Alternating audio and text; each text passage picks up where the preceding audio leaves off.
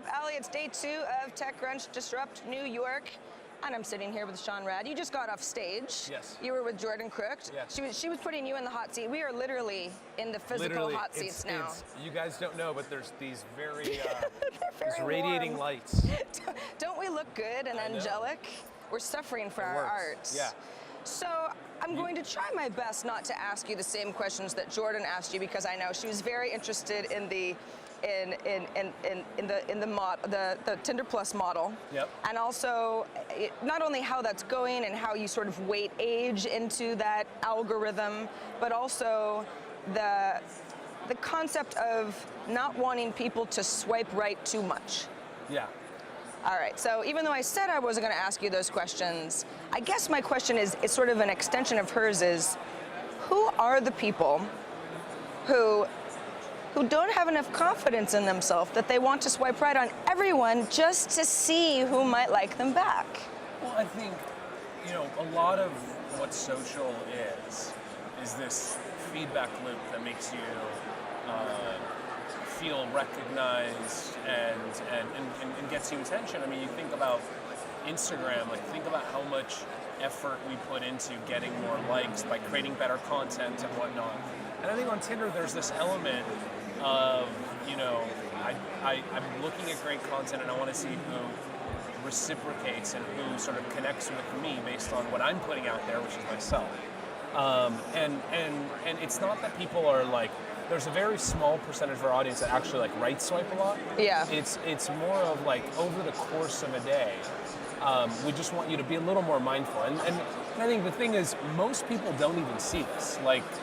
The vast majority of our audience would never even see this, but there's sort of certain users that we just want to nudge into a better pattern, because it'll be good for them and good for the overall ecosystem. So, and it's working. I mean, people are getting more matches, they're getting higher quality matches. So if you look at all of our metrics, everything is up. Right. Yeah. What about the engagement with connecting to your Instagram account? Because I noticed, I am a Tinder user, and I noticed that it was always very helpful, and it was really popular to just put in your bio, go to my IG and you'll find out more about me. And you can find out a lot about a person based on, are they artistic? Do they take a lot of selfies? Do they seem like they're a crappy partier? Yep. So you just sort of built it into the ecosystem.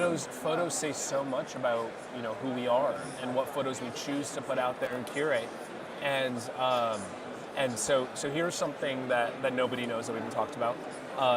For people who put Instagram on their profile, end up getting 20% more matches. Really? So it's having a huge impact in my decision on whether I say yes or no to somebody, or swipe left or right.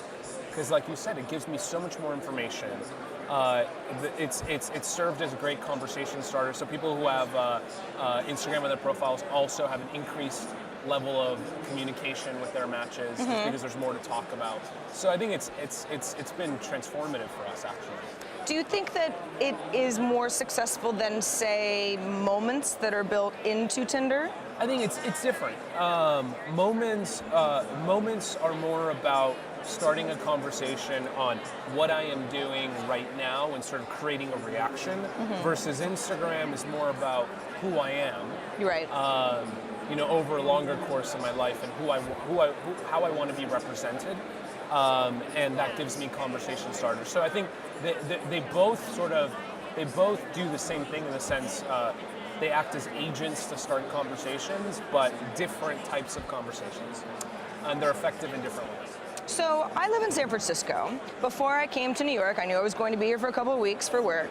I thought, well, now there's that nice feature where I can sort of catapult myself into the future and see people that I am about to be in the vicinity of. If I know I'm only going to be here for a short amount of time, I don't live here, I'm not planning to live here anytime soon, how does that become something that's meaningful rather than a very convenient hookup feature?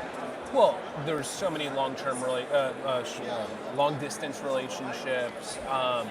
And I met somebody who lived far away from me, and we had a very successful relationship. And I think nowadays we're so connected, and everything is so accessible, and it's so easy to grab a cheap flight and go see anyone that we're truly living in a global society, and you don't need to be confined to where you live when it comes to who you meet. I mean, you really can broaden your horizons, and that's the beauty of Tinder Plus, is that you literally see people are changing their location because geography represents something about who they are and who they want to be. So I hear people are like, I'm looking for guys or girls in New York because I connect with people in New York more because the culture is different. Or I'm swiping people in Latin America because I want to meet a guy or a girl that is Latin. There's all of these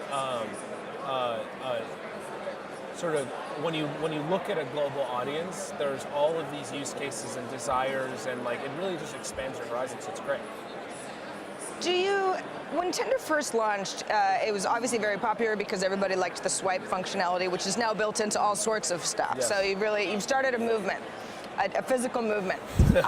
But there are, as we all have, there's the less technical friends who still say, "Ooh, it's an app that's based on physical appearance." Yep.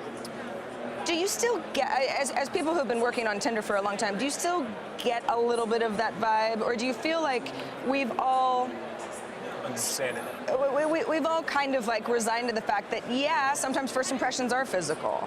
Yeah. So I think what we knew early on is what I feel like our audience is starting to experience firsthand, and the broader narrative around Tinder is changing, which is a photo says a lot about who you are. Right. And we are so sophisticated at picking up the nuances in photos, right? How do I represent myself? What am I doing in my photos? Who am I trying to be? But you think in the real world, there's body language, there's all these sort of signals that I pick up sitting next to you. Right. I might not even recognize that. A lot of these might be subconscious, and that forms my attraction of an individual, or my desire to want to get to know them. It's no different when it comes to Tinder. But I'm just getting my visual cues through photos, not in person. But I would even argue that photos are actually more valuable than what are typical first impression. Because if I just see you at a restaurant for 10 seconds, or if you walk by, I have a limited amount of information to create my first impression. But on Tinder, I have a broader set of information. Who are our common friends? What are the 5 or 6 photos that you chose to represent yourself? Instagram. I could get to know you and get a much more powerful first impression than if we were just sort of walking by. You also have a photo that you can look at for a while and go back to and think about, and exactly. I like those eyes, that sort of thing. Tinder makes us smarter.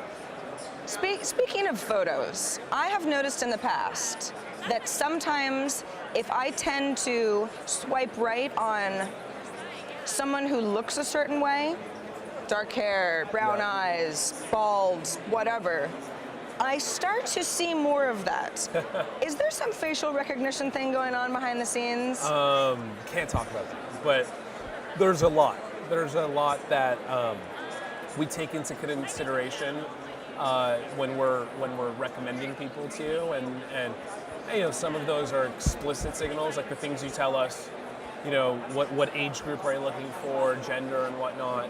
But then there's all these implicit signals from your behavior that we pick up and use to target. I knew it. So I'm not saying photo is or is not one of those, but there are things that from your behavior that we take into consideration. Well, at least I'm not crazy. Shahrad, thanks so much for joining us down in Startup Alley. Enjoy the rest of Disrupt. Thank you.